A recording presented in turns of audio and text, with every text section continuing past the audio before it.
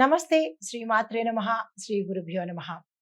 మే నెల 7వ తారీఖు 2025 బుధవారం నాటి పంచాంగం ప్రకారము శ్రీ విశ్వావసు నామ సంవత్సరం ఉత్తరాయణం వసంత ఋతువు వైశాఖ మాసం శుక్లపక్షం నాటి సూర్యోదయ సమయము తెల్లవారుజామున 5 గంటల 51 నిమిషాలకు, సూర్యాస్తమ సమయం సాయంత్రం 6 గంటల 34 నిమిషములకు. ఈరోజు తిది దశమి ఉదయం 10 గంటల 21 నిమిషం వరకు. తదుపరి ఏకాదశి తిథి ప్రవేశము.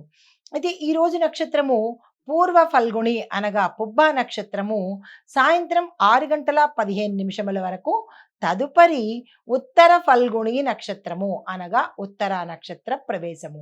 అయితే ఈరోజు వర్జము రాత్రి సమయంలో 2 గంటల 20 నిమిషముల నుంచి తెల్లవారుజామున 4 గంటల 7 నిమిషముల వరకు.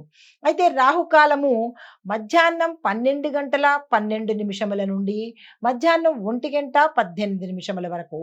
దుర్ముహూర్త సమయము ఉదయం 11 గంటల 47 నిమిషముల నుంచి మధ్యాహ్నం 12 గంటల 38 నిమిషముల వరకు.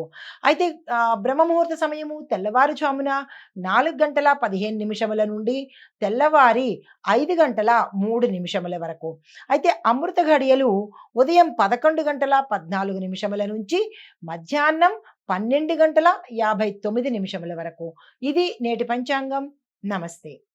మే నెల 7వ తారీఖు 2025 నాటి దిన ఫలితాలలో గ్రహస్థితులు మేషాది ద్వాదశ రాశుల వారికి ఎలా ఉండబోతోంది, సూచనలు పరిహారాల నిమిత్తంగా ముందుగా గ్రహస్థితి. చంద్రుడు మేషరాశిలో చివరి దశలో అనగా వృషభ రాశిలోకి ప్రవేశం చేస్తున్నాడు. అందున భరణి నక్షత్ర ప్రవేశంలో ఉన్నాడు. అశ్విని నుంచి భరణిలోకి ప్రవేశించాడు. అయితే సూర్యుడు, బుధుడు, శుక్రుడు మేషరాశిలోనే తమ గమనాన్ని కొనసాగిస్తున్నాడు.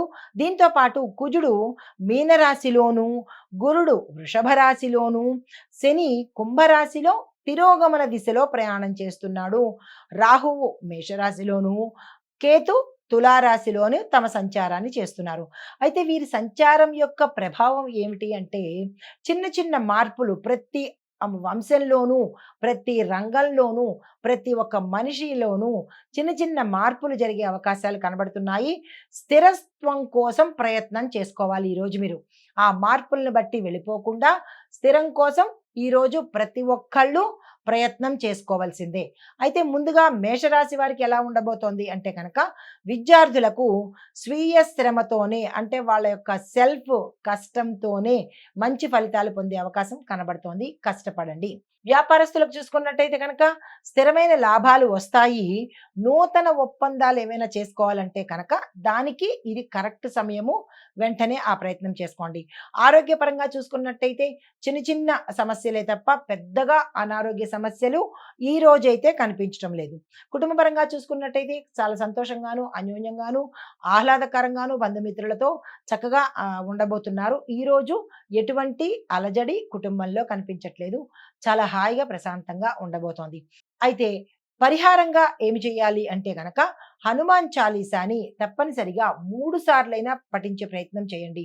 అన్ని రకాలుగా బాగుంది కదా ఎందుకు అని అనుకోకండి.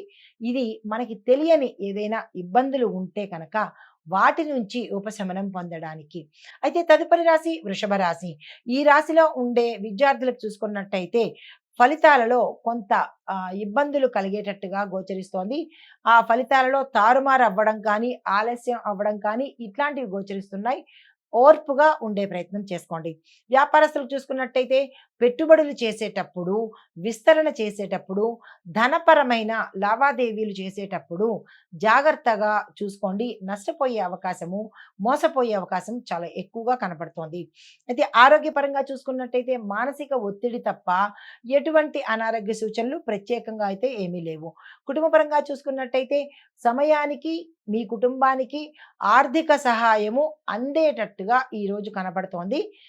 సంతోషించదగ్గ విషయము. ఆకస్మిక ధనప్రాప్తి కూడా గోచరిస్తోంది. అయితే పరిహారంగా శ్రీ లక్ష్మీనారాయణ స్వామి వారిని పూజ చేసుకోవడం కానీ, ఆలయ దర్శనం కానీ చేసినట్టయితే సానుకూలమైన ఫలితాలు కనబడతాయి. తదుపరి రాశి మిథున రాశి.